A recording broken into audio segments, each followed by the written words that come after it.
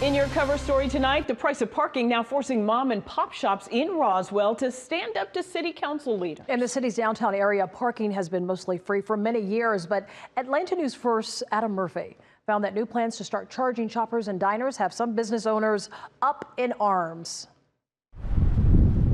On Ken Street in downtown Roswell, people flock to the area because of its historic charm.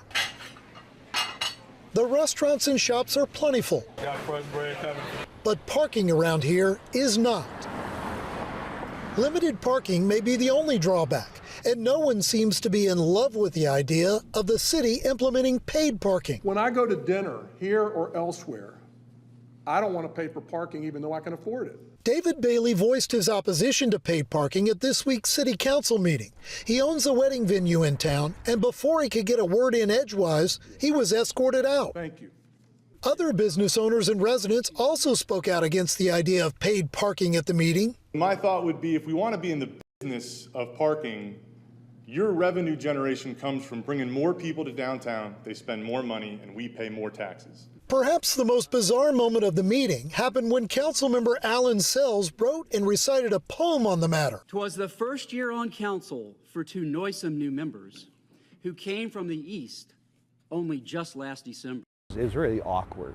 I mean, it was first, I don't know where he came with that. Now Ryan and Renee, now Bruno and Rayford, on Buddy, on Curling, on Jenna and Howard. I don't think he's necessarily a bad guy or anything, and but it just kind of came across inappropriately. To get to the bottom of this, I came down here to Roswell City Hall, and I learned that last year the city generated more than $40,000 in revenue from parking.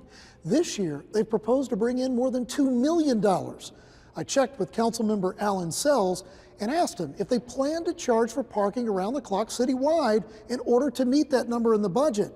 He said at this point, a mandate on paid parking is not set in stone. If you extrapolate the numbers of 2.2 million, it doesn't take a rocket scientist to figure out that they got to have it pretty much 24/7. Our sales will just drop, which affects the city negatively, because now they're not going to get the sales tax or the liquor tax that they are used to getting. City council members do intend to hire a contractor to build a parking deck in the area, but that could take months to complete, and there's no guarantee it will be free.